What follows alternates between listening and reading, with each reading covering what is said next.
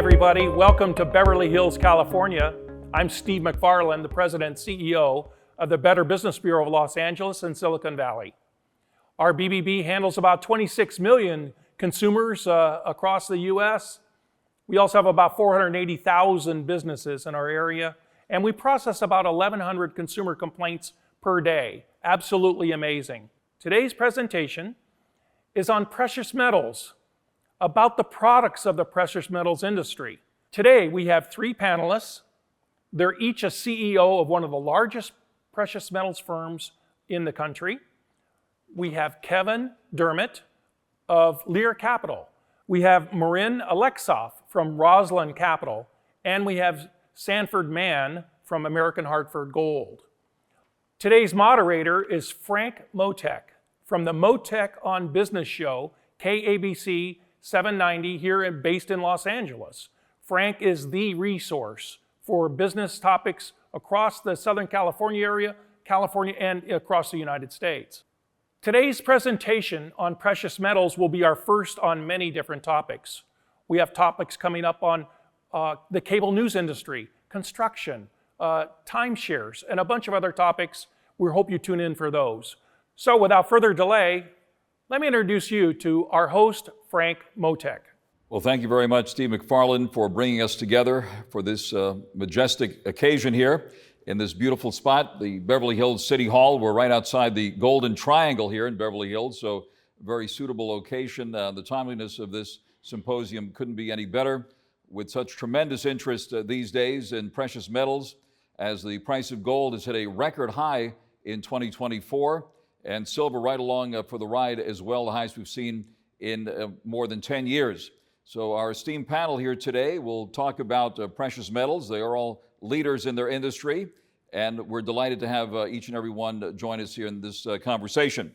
First of all, Kevin Demeritt, founder and chairman of Lear Capital, Marin Aleksov, the CEO of Rosland Capital, and Sanford Mann, CEO of American Hartford Gold. Let me start with Kevin. First of all, gold above $2,700 an ounce as 2024 winds down. Did you ever think you'd see gold this high?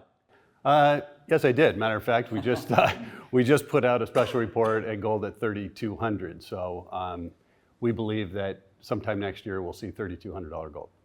All right, and certainly when it hits record highs, consumers are very interested, right? Yeah, absolutely. I mean, we're getting a lot of people calling about mostly the protection. You know, the war's going on, the election has people on both sides concerned.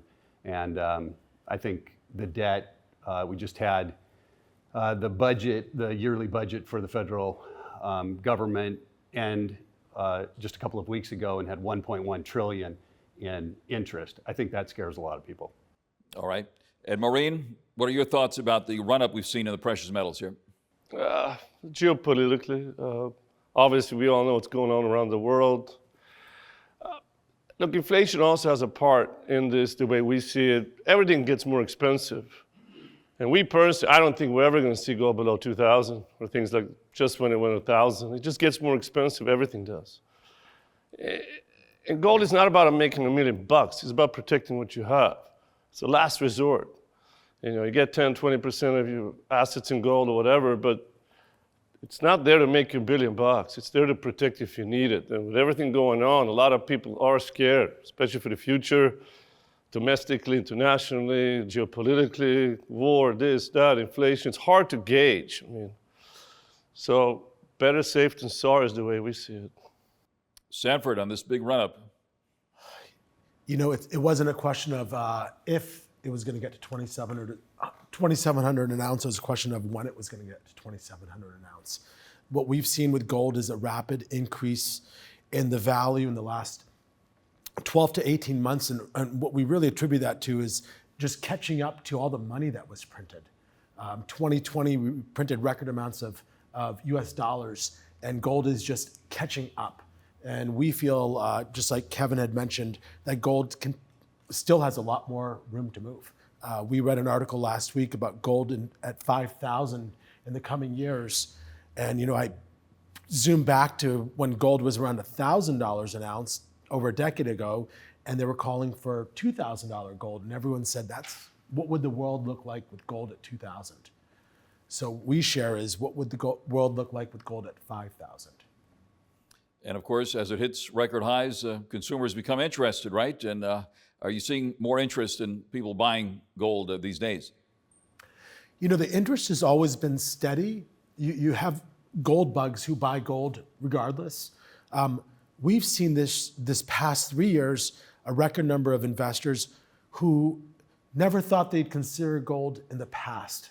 And they're buying gold for, as Marin shared, geopolitical reasons, and as Kevin said, geoeconomic reasons. Just a vast array of reasons why to buy gold. And we always say you don't buy gold for what you do know, you buy it for what you don't know. And of course, people are concerned about the federal budget deficit at the moment and geopolitical concerns, things happening around the world. That the wall of worry certainly is being climbed, and strength of the dollar is an issue. All of these things, from a consumer standpoint, and we want to help the consumer here as much as possible. People looking for the safe haven, and in the process, we don't want people to get ripped off here. So what is your general guidance for people that are now interested in gold, with it's getting so much attention, for people to preserve their wealth and perhaps enhance their wealth in the future? Kevin. Well, the first thing would be to get educated. You know, there's a lot of free information. All three of us give away, I think, very educational material. You need to get that first. And then once you understand what your objectives are and read through and get educated, then you can make an intelligent, informed decision on the type of metals that may be best for you. We're not financial planners. We're not tax advisors. So people have to do a little bit of their own due diligence to really, you know, make sure that they're making the right moves. What's your guidance for consumers who are just now getting into gold? You know, you have a lot of options of where you can buy gold. Costco's been in the news recently, selling gold bars, which is a great option for some consumers. When we speak with consumers and clients, we want to educate them first to make sure we're the right place for them to do business.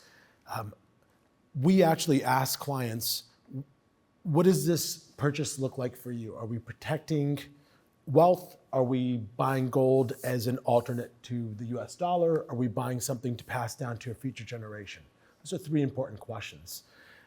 A question that's often not considered when buying gold is, if or when I want to sell it or my heirs want to sell it, how do I sell it? So Costco, while they're great at offering you 2 gold bars maximum, they do not buy back gold. Our company buys back gold. We don't charge a fee on the back end, and we'll liquidate an account whether you own it or you pass it on to a future generation. It's really easy to buy gold. Getting fair market value for the gold you bought, you don't want to be a horse trader going around town to different pawn shops or coin shops to sell your gold. So our clients, you know, as this is an investment, and we are, again, not financial advisors, not tax advisors, we recommend do your own due diligence. But, you know, when selecting a firm, find somebody who's BBB accredited. We rely heavily on our reviews on the BBB, and somebody who's been in business for at least a decade, which the three of us here have over a decade of experience each doing gold and silver. We're not the new guys to the block. Marin, what's your advice for consumers getting into gold? There's a few simple things you can do as a consumer right away. I agree with everything they're saying. Know what you're getting. No matter what product you decide to buy, make sure you know what you're getting before you send the money. That means an order confirmation, call it whatever you want, invoice, but make sure you get it. Make sure you see what you're getting, what you're paying for it. Like you mentioned, buybacks. Make sure you know the policy on buybacks. Are they charging a commission? What's the turnaround on the buyback? How long does it take for you to get the check? All these things you need to kind of ask. And again, we're not financial planners like they say, so you got to do your diligence. And BBB, which you guys are doing a great job, by the way, does filter most of these companies out. So a lot of good guys out there, there's also bad guys. So you have to kind of make sure you know what you're getting. I think that's the number one thing you can do, is to make sure you get what you pay for. A lot of choices for consumers these days with gold coins, gold bars. Although some might look like they're gold, they could be chocolate, right? So you got to make sure you know what you're buying. Kevin, what's your advice here on the different choices consumers have and your guidance given all the tremendous choices people have out there? Yeah, for people, again, I just keep going back to they have to get educated. There's so many choices. You have old 100-year-old coins, you have bullion coins, you have limited issue coins, and these people have to really do some due diligence to figure out what are the pros and cons to each one of them. It's the same way in all investments, by the way, right? If you don't understand what you're doing, you're probably going to get hurt or make the wrong decision. So it's just education, education, education. It's not, don't get the free information and make a knee-jerk reaction because the stock market's going down or some geopolitical thing is happening. Really sit down and understand what you're going to purchase.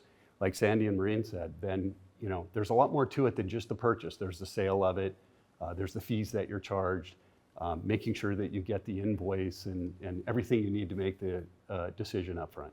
All right, let's talk about coins for a moment. Certainly in our lifetimes, we saw when gold made a big move in the early 80s, the Krugerrand was the main choice for coins, right? And then President Reagan authorized the gold eagles.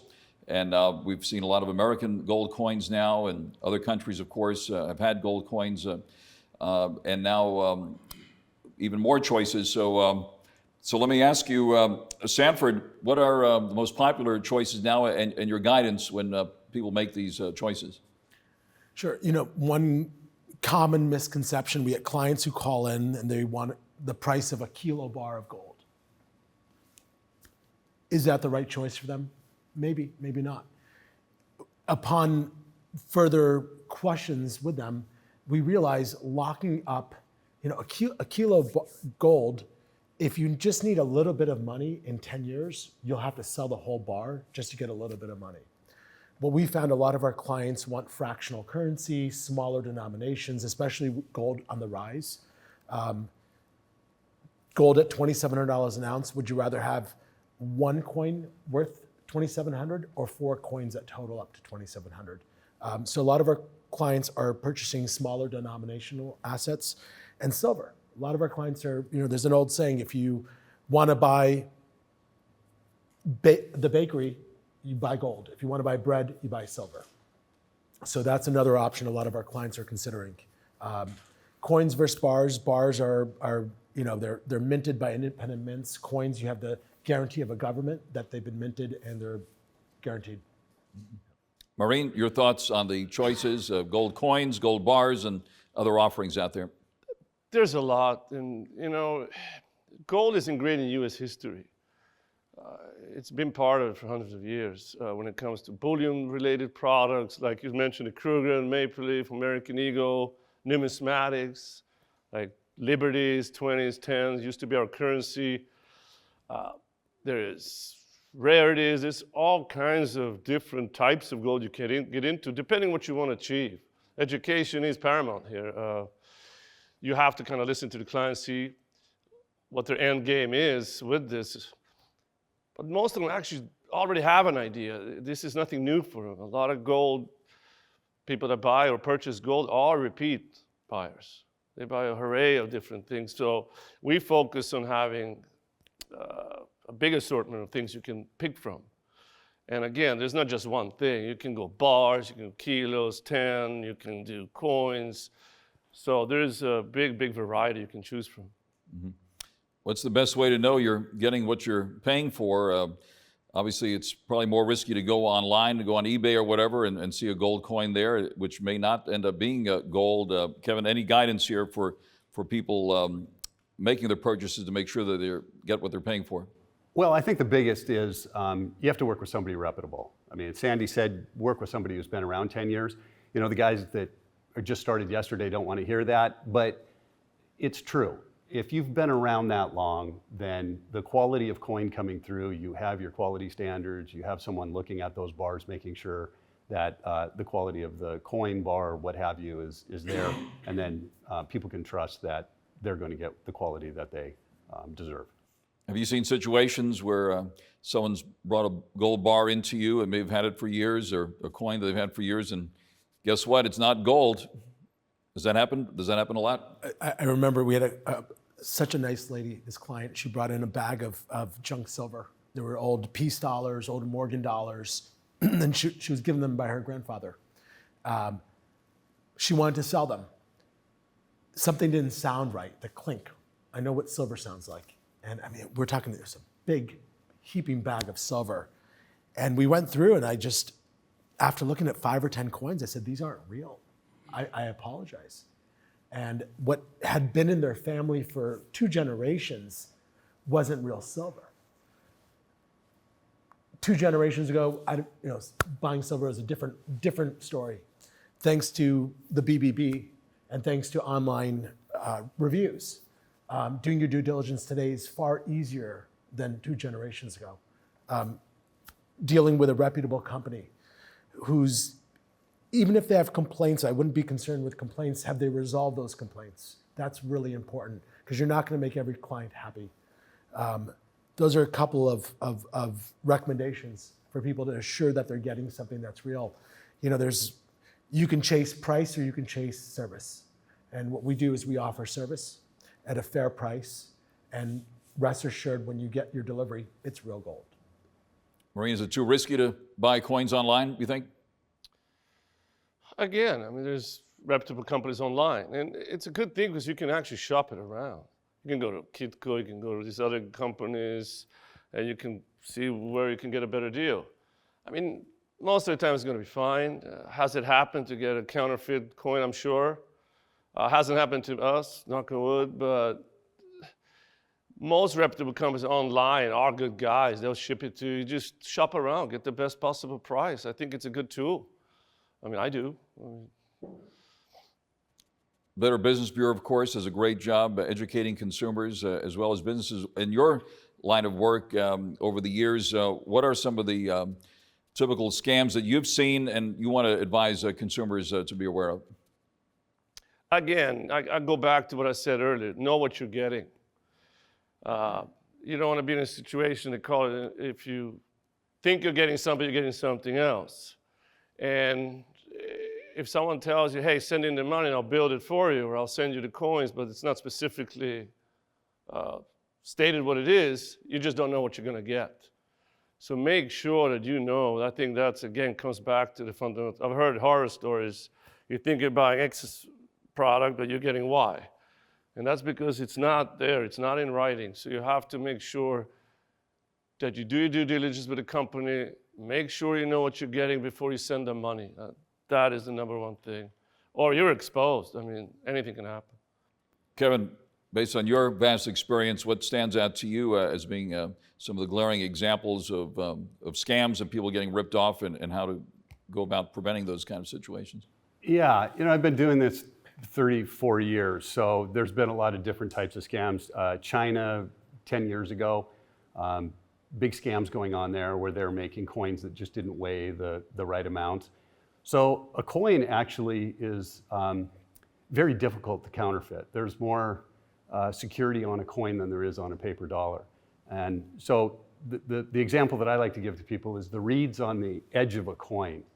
People think that they were put there because you can hold it better. It wasn't. It was put on the coin because people used to shave off a little bit of the coin on the edges, and the coin kept getting smaller, so they put reeds on there so you couldn't make the coin smaller, right? You definitely see that the reed was gone on the edge of the coin. So those are some of the things on a coin that would help. Just recently, we helped the FBI capture some people from India that were calling elderly folks and telling them that they were from the Treasury, that they had ID theft, and they needed to go purchase gold. And then when they purchased the gold, they would show up at their house and steal the gold. So we worked with the FBI for 3 months trying to catch them, which we did, and saved people around $13 million worth of their life savings. So there's scams in every industry. You just have to be careful on someone calling you up and coming up with some crazy story, or like I said, when you get the gold, make sure it's from a reputable company because there are a lot of counterfeit coins out there. That is disgraceful and heartbreaking to hear that people will do that, especially to the elderly. So thanks for highlighting that, and I hope whoever did that got nailed. Are you able to report these cases? You report these situations as you find them to not only the BBB, but to the FBI and other law enforcement? Yeah, we're the ones that called the FBI on this and got them involved, and then it took about 2.5 months, and we finally got one of the guys. We helped him out and sent a box of bolts and nuts instead of gold, and the FBI showed up and caught them. So we were very proud about trying to help out and make sure.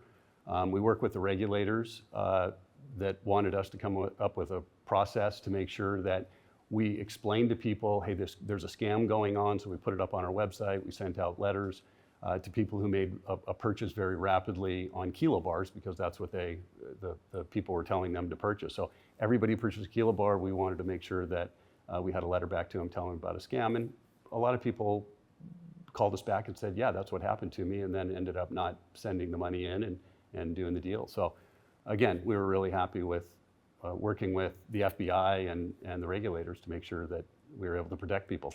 That's encouraging to hear that. So good to hear that they've been nailed at Sanford. Have you seen situations where you've had to report things to law enforcement?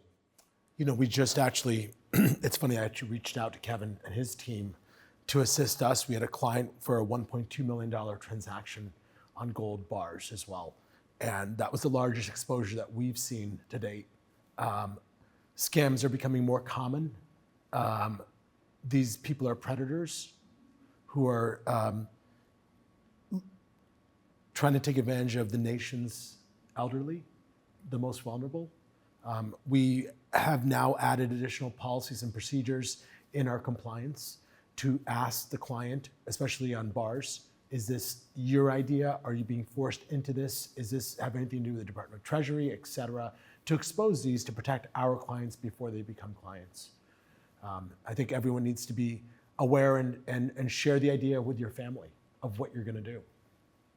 Another scam that we've seen, and every few years you hear about a dealer that doesn't deliver gold and silver.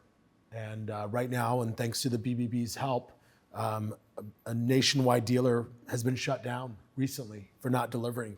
And you know, with a lot of these outfits, we see the same thing. In an up market, it's easy to sell gold. When gold stays flat, or when gold goes down, or when clients are liquidating gold, these companies fold. They can't keep up. They don't have the money to do liquidations. We've done over $70 million of liquidations this year, of clients selling back to us. That's more than some of our competitors do in annual revenue. So dealing with a company that's able to buy back from you and can write the check to you and can make it through an economic downturn as well. Marin, can you share with us some examples that have been so egregious where you've had to call in not only the BBB, but also law enforcement? Yes, but when it comes to gold, especially we also do internationally in England, money laundering is a big deal when it comes to gold. That's where the biggest scams are. So you have to be aware where the money is coming from, especially internationally. So there's been many, many instances we have to file SARS reports, suspicious activity reports, send it to the banks and so forth. Because not all money is good money. So you have to be careful where this money is coming from, because gold you can melt, you can reshape, you can transport. And once you do that, you cannot trace it anymore. It could be used for anything. So you have to be very, very careful with that. That's our biggest concern. We spend a lot of time on training our staff when it comes to money laundering, how to detect it, structuring, and so forth. That's, I would say, is our biggest concerns. In run-ups in the past with gold, we see the stores popping up all over the place. We buy gold. You know, I haven't seen that much lately, maybe because commercial real estate is so expensive still. But right, we've seen that over the years. What's your guidance on doing business with those places, Kevin? I think most people that are going into those places have rings and jewelry and things like that, right?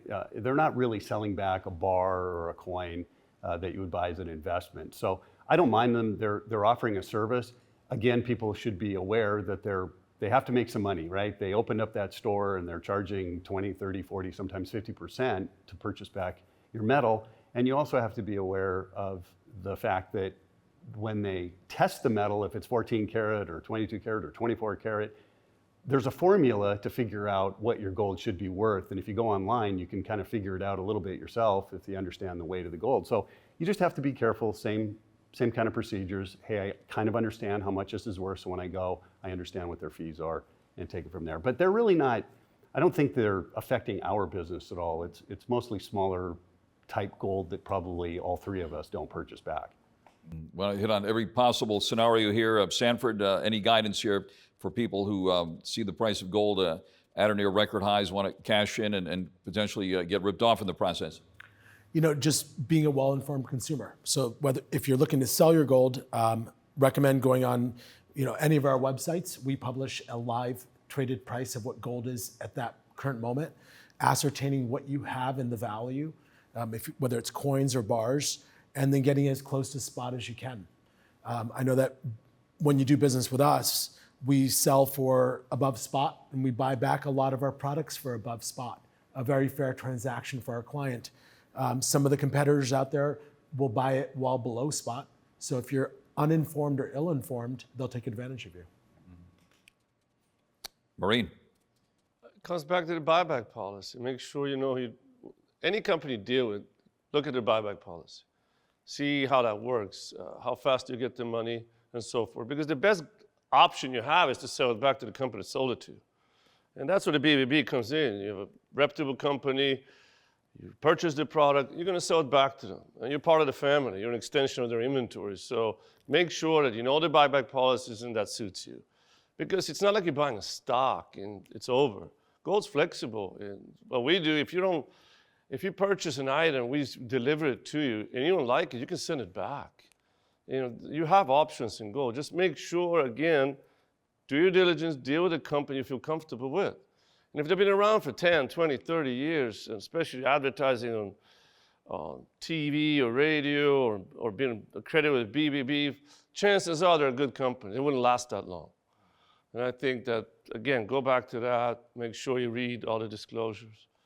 Certainly, and one red flag, right, is people who say, gold is always going to go up. It looks that way right now, since it is we got a bullish market here right now, but gold goes up and it goes down, right? We've seen these cycles play out over the years. So what's your guidance on these predictions here that we're hearing nowadays? Well, you have to, what reason are you purchasing, right? Like, I think for all of us, people purchase gold for protection.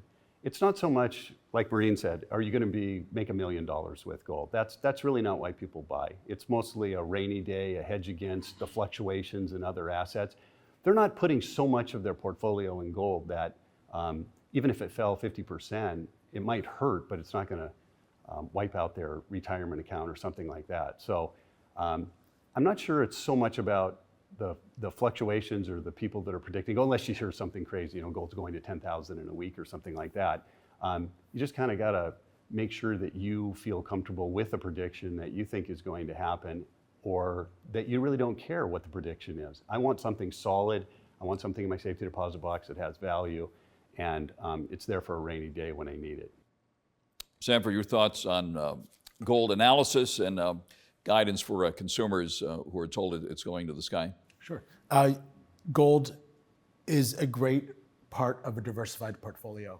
And what does diversified mean? It means that you're not putting all your eggs in one basket. What we've seen over time is gold if its price has run up, that means other assets have depreciated. When it's gone down, that means other assets have appreciated. It's about maintaining evenness throughout the markets.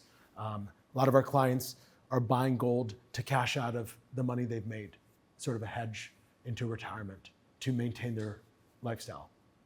Mm-hmm. Marin, on the question of gold fluctuation and pricing, what's your guidance for consumers?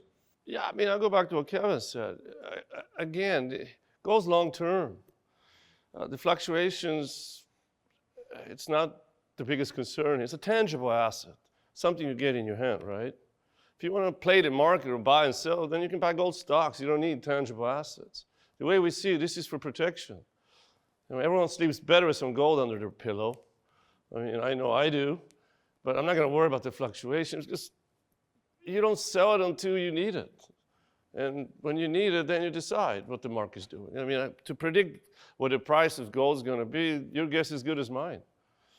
we were both around, or all of us were around during the financial crisis, and in those days, people were talking about concern about having gold coins, canned goods, and rifles, and heading to the mountains. Things were that serious back then, and we remember having the conversations already back then, and to some extent now. Say if gold goes to 5,000 an ounce, would you sell it? What would that tell us about our currency at that point? Well, if it goes to 5,000, the currency has taken a major fall. The US dollar is down 24% since 2020. And around the world, central banks have been selling off US currency or treasuries and replacing it with gold. So you have a 92% correlation with the US debt and the price of gold. 92%. That's a pretty good correlation. I could go to Vegas and play all day long if I had a 92% probability that if I could look at one thing and correlate it to another, that's a pretty good opportunity. So all of this money printing is causing the price of gold to increase and causing the central banks to move out of paper money over to precious metals and tangible things like real estate and what have you. Sanford? The government loves inflation. Inflation for the government means more tax dollars are collected. Gold going to 5,000 substantiates inflation. And it's where we're headed. With a $35 trillion debt with no opportunity to repay it, there's a couple options. One of the options a lot of our clients are concerned with is, do we continue to print to minimize the $35 trillion exposure so it doesn't feel like it? It's like buying a home in 1990. You bought it for $150,000. You put down 20%. You owed the bank $125,000. That seemed like a lot of money back then. Today, a $125,000 mortgage for most Americans is not that concerning. So the national debt, what are our ways out of it? Do we print our way out of it? We inflate our way out of it? Or do we default on it? So gold at 5,000, I don't think we defaulted. I think we've continued to print our way out of it. Gold at 20,000, Argentina, Russian ruble, feelings, Venezuela, I feel like there's something like that happening. Marin? I mean, the dollar, obviously, if you look throughout history, it's a direct correlation, dollar up, gold down, gold up. 5,000, yeah, you're going to have some issues. I don't know how the economy is going to look like, but the dollar definitely will be weak. And I don't know if that's part of domestic or foreign policies. But anything above 5, 10, 20,000, then you have anarchy. So I don't know. Again, the dollar is the biggest driver when you look at the price of gold. I mean, it's a currency. So if the dollar starts going up, gold's going to struggle. If the dollar drops, gold usually goes up quite a bit. So at 5,000, at that point, the dollar's under quite a bit of pressure, I might presume. I'm sure all of you are students of history, of course. Remember what happened in Germany in the 20s with the astronomical inflation there. And in those days, in the late 1800s and early 1900s, they had the gold coins, the 5 mark, the 10 mark, and the 20 mark coin. And people lived on those coins because of the gold content, right? Yeah, absolutely. I mean, the comic strip, and I don't know if this was ever true, but the guy shows up with a wheelbarrow full of dollars to go buy something because you needed a wheelbarrow full to go buy something. And when he came back, the wheelbarrow was gone and the money was still there, right? The wheelbarrow was worth more than the money. So I don't know if that's going to happen in the United States. All I do know, Frank, is that the government can't stop printing money. I think that's what Sandy was trying to say. It's an absolute impossibility for the government to stop printing money. Only 4 times in the history, over the past 100 years, has M2, the money supply, actually shrunk. It just happened here a month ago. Other than that, it's 4 times. The government has always added more and more money into the economy. And if that's happening, then everything that's a fixed asset, like precious metals, real estate, tangible things, should go higher because you put an increase in demand because you've printed up more money on a fixed supply, those prices are going to go up. It's just that simple. Very interesting. And that M2 you mentioned used to be quoted in almost every business report back at a time when inflation was running hot back in the early 1980s. Sanford, your thoughts, please. We have an old saying is if gold's right for you and what the future looks like. Frank, if I offered you a suitcase of $100,000 of US dollars today and a suitcase of $100,000 of gold today, and I was going to put you in a time machine that was going to drop you off 10 years in the future. Which suitcase would you take with you? And most of our clients answer gold. And we ask why. And they say, I don't know what the future is going to look like. I don't know if that dollar is going to be here in 10 years. But gold, 4,000 years, it's been currency. And that's, if a client says, I'd pick the cash, have a nice day. Gold's not right for you. Marin. Yeah, gold is store of value again, right? So think about it in those terms. If you had a gold, because this is a cliche we use, if you have a gold coin 100 years ago, used to buy currency, a $20 Liberty, whatever, you can go in a store and buy whatever you want, big, nice suit, fantastic tailor-made suit. That coin today is what? Spot that goes $2,700. It has preserved your value. You can still go into that store and buy the suit. It's like you said in Germany, right? What was the best way to get money? It was diamonds and gold. That was the only way you can carry your wealth. Couldn't take your house with you, couldn't take the cash with you, because it worth nothing. So you have to store a value, and that was gold, diamonds, and so forth. So it protects your value. It doesn't lose purchasing power. That's what you're looking for, especially with inflation. So again, look at it as that. It's a store of value that preserves its purchasing power throughout time. Since the financial crisis, a lot of concerns about the strength of currencies, and that gave rise to crypto. And certainly in recent years, and I'd love to hear your thoughts about this, gold appears to be competing with cryptocurrencies. And of course, crypto is much more volatile and will be the subject, I'm sure, of future BBB programs here. But anecdotally, what are you hearing from folks? Are they, when they do cash out of crypto, do they go into gold? And how has crypto impacted your business? I don't think crypto has impacted our business that much. I think most of the people who purchase gold are, let's call it 35, 40 years of age and older. And I think mostly younger people are purchasing crypto. I mean, it's not exact, but for the most part, I think that's true. So we haven't seen a lot of our customers that would typically purchase gold diversifying into a big portion of crypto. And I think the other reason is that gold has a 5,000-year history and crypto has a, 10, 12-year history? I'll go with the 5,000-year history first, right? In times of big economic upheavals or the wars or so on and so forth, everybody understands gold. Not to, if you ask me, I'm not an expert on crypto, and I try to understand it more and more and more just to even see if it's something that will be a competitive item later on. I still can't figure it all out. Well, I can figure it out, I just can't figure out the whole thumb drive thing and how to not lose it at some point in the future. If my house burns down, what the heck's gonna happen to my thumb drive that I have $10,000 on to just disappear? So I think it's just a little bit of a different type of investment in people's minds. So we have analog gold and now digital gold, so-called. Sanford, based on your customers, have you seen situations where people, we've seen these crypto winters and all that, and people putting money elsewhere? Are you seeing, what are you seeing as far as crypto's role in all this?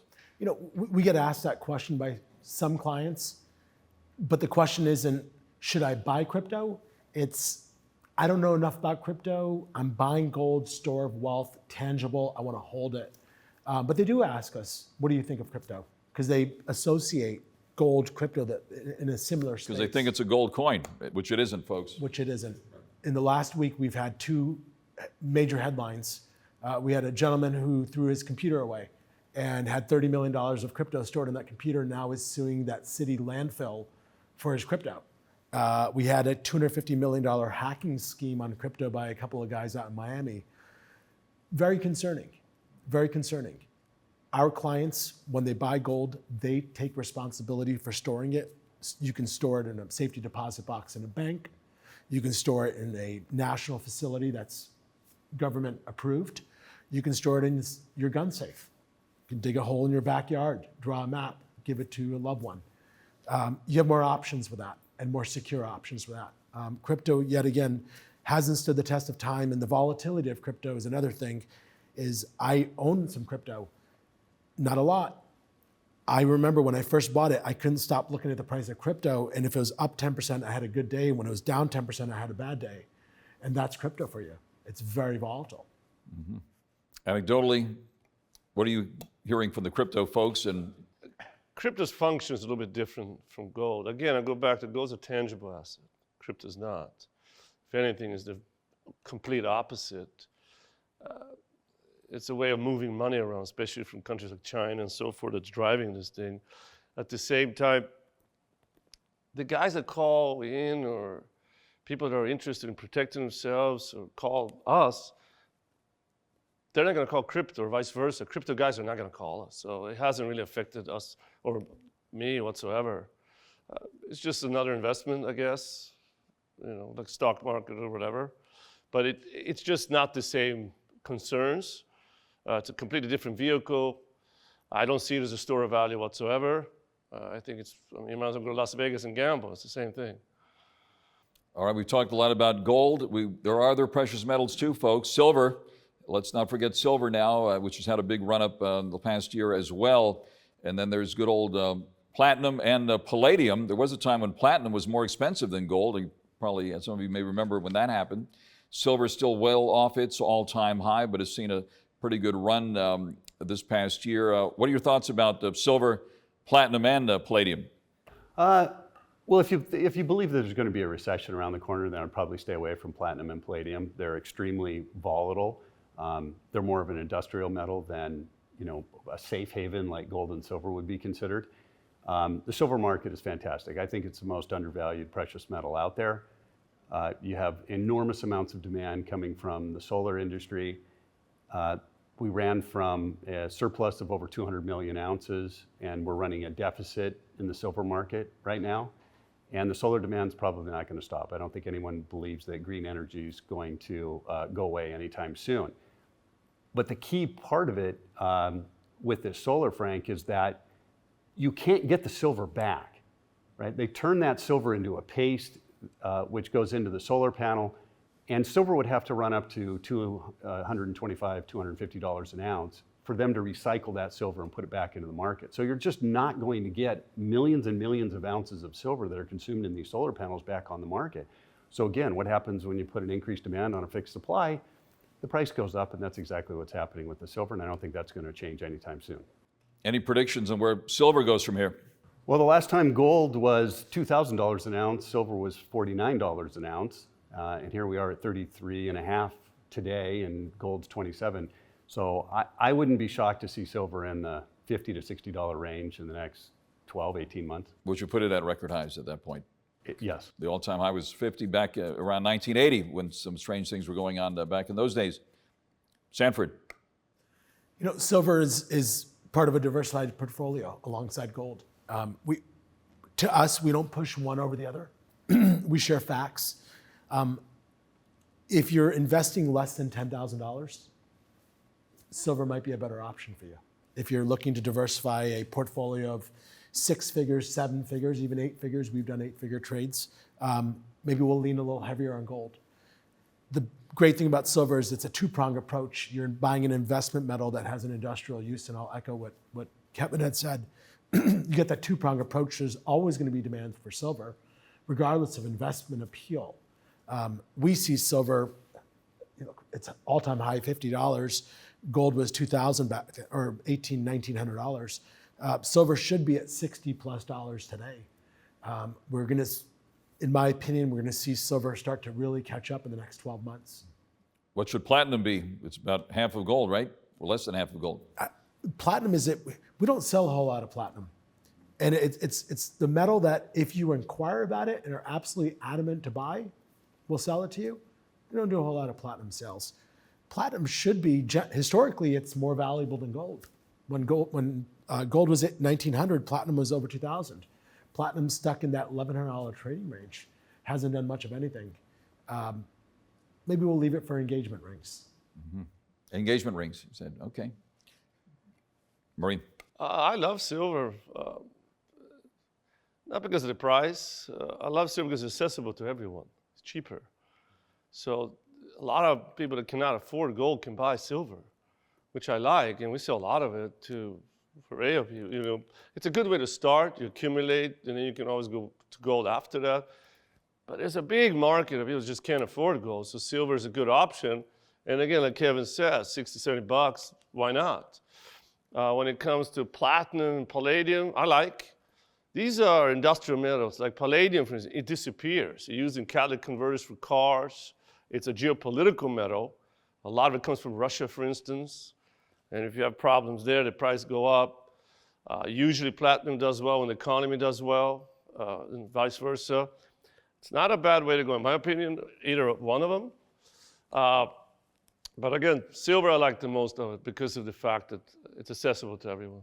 All right, what is your message, Marin, to consumers who are interested in saying, yes, silver is for me? What are the considerations there? What are the different vehicles? Again, you have the silver coins as well as the Engelhard single silver bars and other bar offerings, right?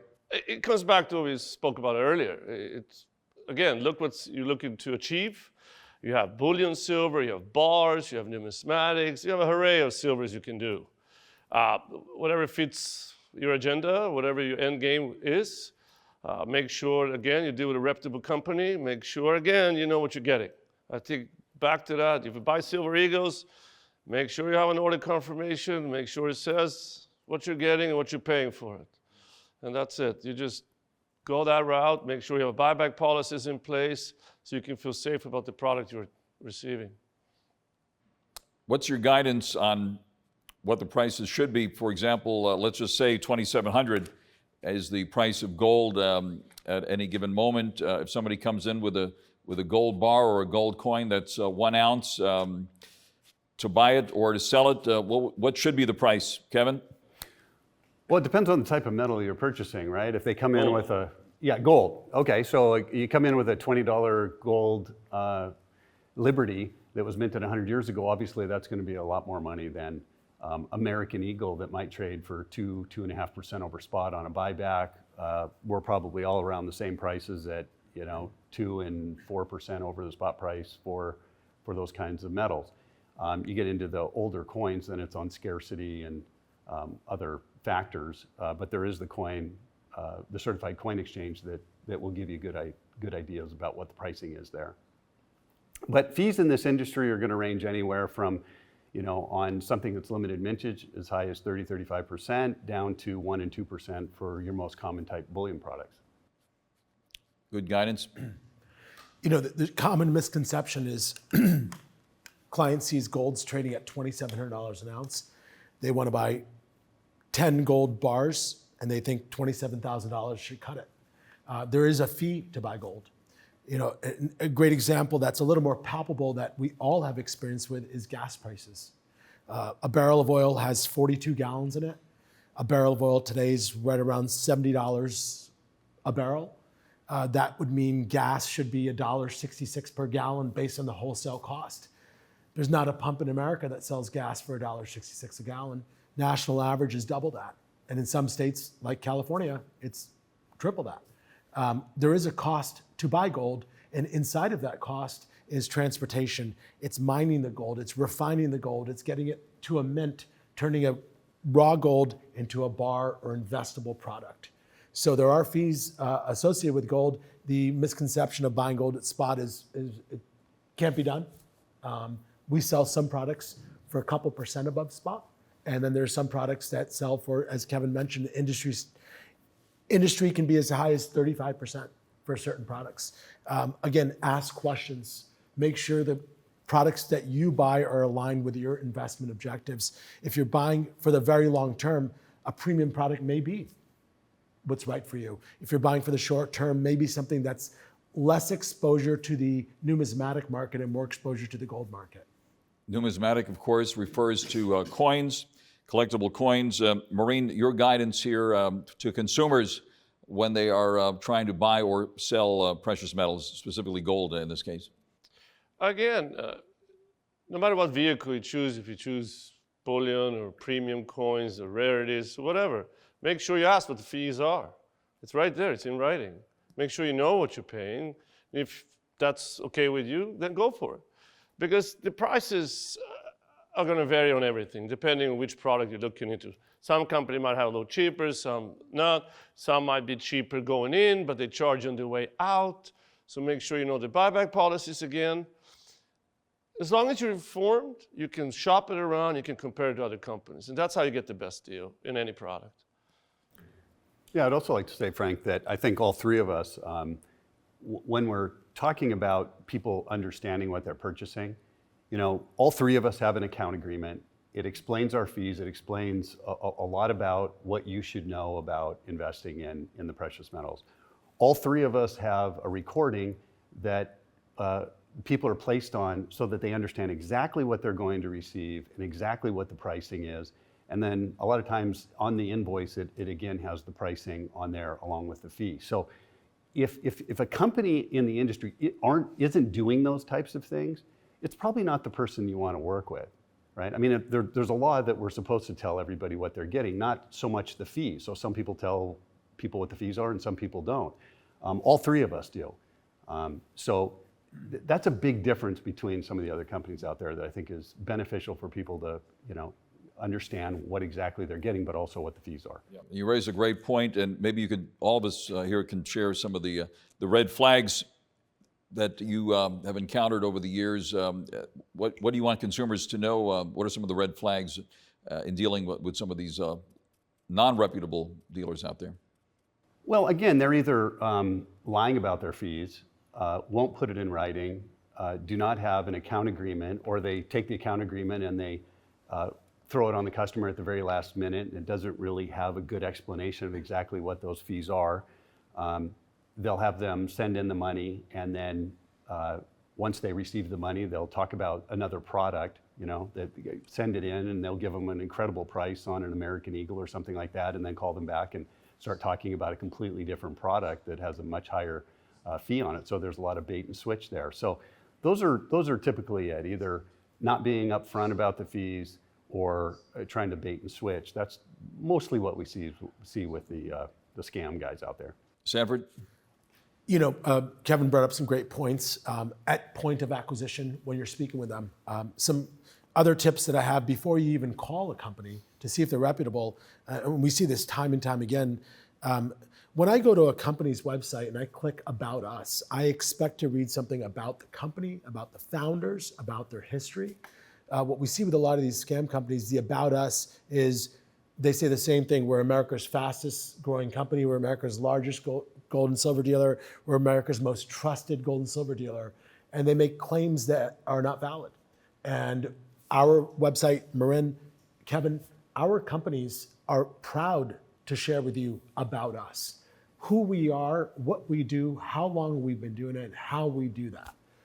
So I think before you even reach out to a gold company, or any company for that matter, the About Us. Are their missions aligned with your values? And are they transparent in who they actually are? And be very cautious of, we also see in a lot of these companies, they put pictures of national celebrities that we all recognize and we may align with. And we see 2 months later, the celebrity's gone. They get a cease and desist. They've never owned that celebrity. They're falsely using, and with AI these days, with all the misconception and misrepresentation, buyer needs to be concerned.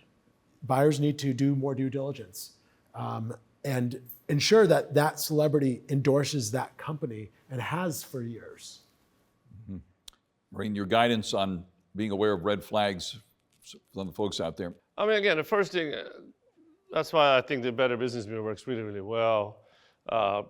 Go make sure that you do your diligence. But again, it comes back to, again, I've said it probably 3 times now. Make sure you get it in writing what you are receiving. If you're going to buy X amount of coins, make sure they're listed, and make sure you know what the price is, and make sure you have it in your hands before you send the money, because then you're in control. It's like Kevin says, otherwise you can send in the money and they'll send you hockey pucks. You just won't know. So make sure you don't fall for that. That's the number one thing I would stress to any consumer out there. Do your diligence with the company. Make sure you know what you're getting. And again, make sure what your buyback policies are. I think one person mentioned it, but no symposium would be complete without mentioning AI, certainly in more detail.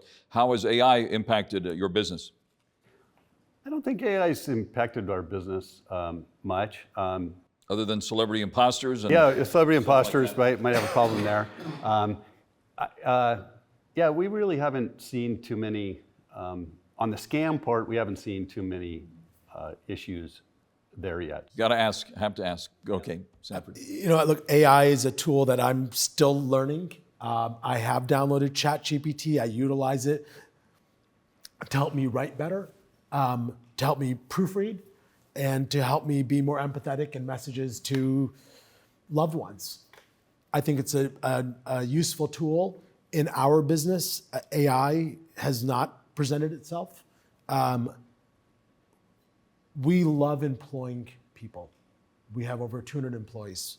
We love giving back to the community. We are not in a rush or looking for a robot to replace these people or a voice to replace the people. Call us old school. That's who we are. But AI does have a use, not in our industry that I see, and not in our company. Marin. Is it the future? Probably, when it comes to reaching out people and things like that. But that's for all call centers, kind of. It's not, doesn't really pertain to us right now. I haven't seen anything to help us in what we do. But I'm sure it's the future, like everything else. I wouldn't be surprised if it does have a role in the future. During the course of this conversation, I've come to the conclusion you all have hearts of gold, certainly, and you are gold bugs. I'm curious to know, how did you get started in the precious metals business and in the gold business in particular? Yeah, so I'm originally from Montana, so I came out to California, had a degree in finance, international finance, and started at a international banking company in Beverly Hills. And at the time, you didn't have the euro, and we were establishing international banks around the world. So we had to hedge all these different currencies. And at 21 years old, they put me in charge of trying to figure out a way of getting a currency inside these banks for capitalizing the banks that we could hedge correctly. Because it was just a pain in the neck hedging 13 different currencies. And I said, how about gold? And they said, go ahead, spend 6 months and see if gold would be a viable asset to place into the banks. And after the 6 months, and researching gold that long, I thought this is the perfect investment for people. And so in 1991, I quit my international banking job and started a company selling gold. For that first 5 years, I did not, if you add it all up, make $100,000. So it was a little, it was rough. I was an international banker and then a gold guy, and it was rough, but I'm happy I did it. The price of gold at the time was $4.25. It actually fell down to $255, right after the dot-com crash, and it's never looked back. So here we are at 2,700, and I remember the day it hit 255, wondering if I was going to be in business, but people have made a lot of money, and I'm happy that I made the choice. That's a great story. Thank you, Kevin. Sanford? Gold in my family has been in our family's investments for generations. My grandfather gave me my first gold coin in 1989. I was 10 years old. I promptly sold it and bought a BMX bicycle and a helmet, destroyed the bicycle within 2 years. And that was my first experience with gold. I grew up, majored in economics. My father was actually an economist and an author. We always understood tangible investments. I was working in real estate at the age of 21 in New York City. I worked both on the brokerage side and the debt and equity side. In 2008, I shifted that business into the banking side. Real estate, there's so much volatility with it. And I understood the fundamentals of gold. And in 08, 09, to protect my family, what we were doing was diversifying. And I thought it was just a necessary move to go into the gold and silver space. I educated myself more on it, and I actually began in sales. I worked for the largest, one of the nation's largest dealers back in those days, and I grew from that position in sales to management to running a competitor to starting our own company in the beginning of 2015. And as Kevin shared, is when a client calls in and says, "Hey, I've made some money. I want to sell some of my position." It's a really good feeling. It's a really good feeling. Beautiful. Thank you. Marin, How much time do you have? you got a nice watch on, so I'll let you be the judge. Yeah. I came to the U.S., obviously, I'm Swedish, but I came to the U.S., went to college, and I needed a part-time job to pay for college. So I ended up with that guy at gold at $200 an ounce. So yes, I started to work with Kevin back in the 90s. And the rest is history, I guess. Never looked back, love the industry, love everything he does for me, for everyone else, and yeah. Yeah, that's great. You've been doing it for a long time, and Yes. certainly other gold investments have evolved. ETFs, for example. Any thoughts about some of the investments in the equities, ETF choices, gold ETFs, and of course the reverse ETFs and all the other offerings? Kevin, some thoughts on that, please. Well, I think it was good for the industry because it brought a lot more awareness to the industry.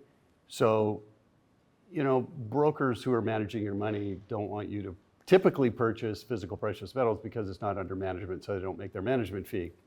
That allowed people to get into the gold, understand it a little bit, and then if they wanted something physical, maybe to call companies like ours to buy the physical gold. So I think it was a good thing that happened. It's just a completely different investment.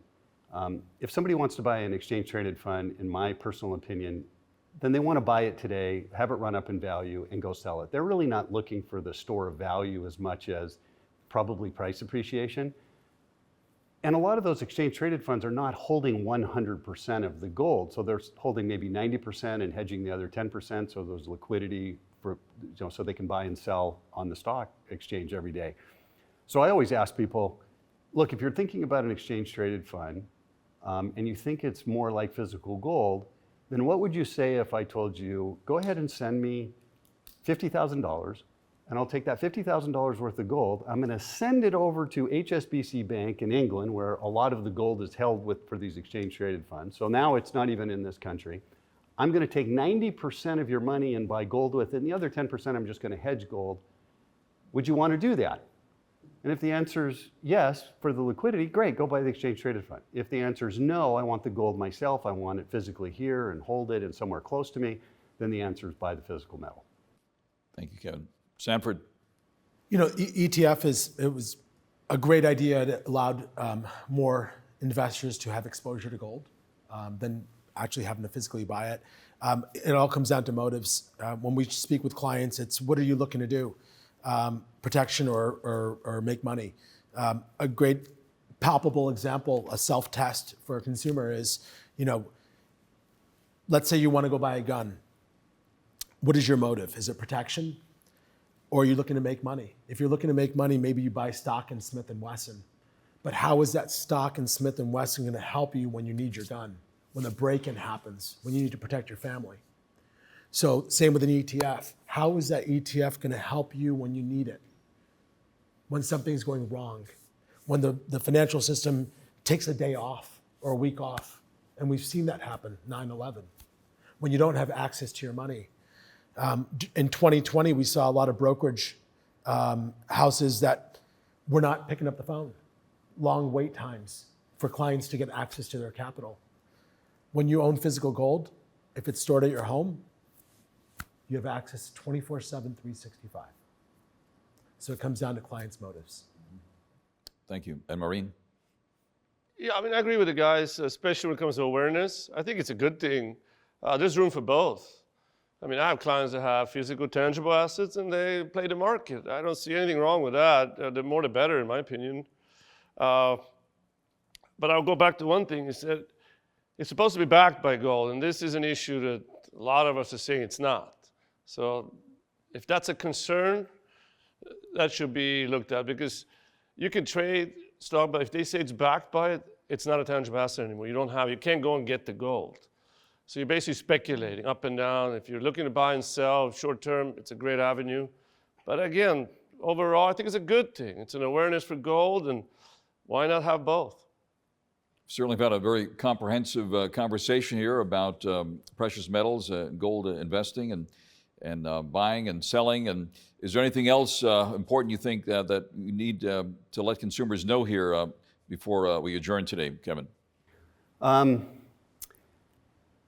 Just going back to the very first thing I said is consumers need to get educated. If they get educated, then they're going to make a decision that they can live with. If the precious metal goes down, if it goes up, at least they know where they started. They understand the fees. They understand what the product was supposed to potentially do for them. We don't have crystal balls, so we can't be 100%. But that's what it is. It's just you have to get educated about this, just like any other type of an investment, and you'll do much, much better and feel better about it later on. All right, Sanford. You know, I think, and I share this with a lot of clients, hurry up and wait. When you buy gold, it's like planting a tree. Best day to plant a tree was 10 years ago. Second best day was today. Timing. If you think you're going to time this market and wait for a buying opportunity, it may come, it may not come. What we've seen with the rise of gold is some clients who, when gold hit 2,500, they said, I'm going to wait for it to go back to 2,000. I'll jump in and then I'll ride it up. They still haven't bought. So if you're buying gold to preserve wealth, just buy it today. Just go ahead and buy it, set it, and forget it. And long term. Marin. Yeah, I mean, it goes back to what I said earlier. Find a company you're comfortable with. Do your diligence. Start small. See how it works. See if you get all the things you need. Know what you're getting. Get it in your hands. Do you like it? Because chances are you're going to stay with this company for a long, long time. People don't sell. Very few. If you look at the ratio of buying and selling, it's a huge difference. So they're going to be your family, you're an extension of their inventory. So make sure that's the one thing. The company is the most important thing, and how it's structured, and that you know what you're getting, and all the buybacks and everything. So you have a full picture of the when you acquire the gold, how the end is going to look and when. Oh, so appreciate you sharing your expertise with us here. And for the audience here in Beverly Hills at this beautiful City Hall, and for the global audience on YouTube and all the media platforms, what would be the best way to connect with you and your firm for those who are interested in doing so? Oh, just go to our website or watch TV. You can watch Fox News all day long and get our ads, but you can go to our website, roslandcapital.com, and just get the information kit and go from there. We're available. We're here to educate you. That's great. Sanford? Sure. Our consumers can go to AmericanHartfordGold.com and download the guide. Give us a phone call. We have 800 number. And when you speak to one of our representatives, questions. Come prepared with questions. We love answering questions. We love educating consumers. Wonderful. And Kevin?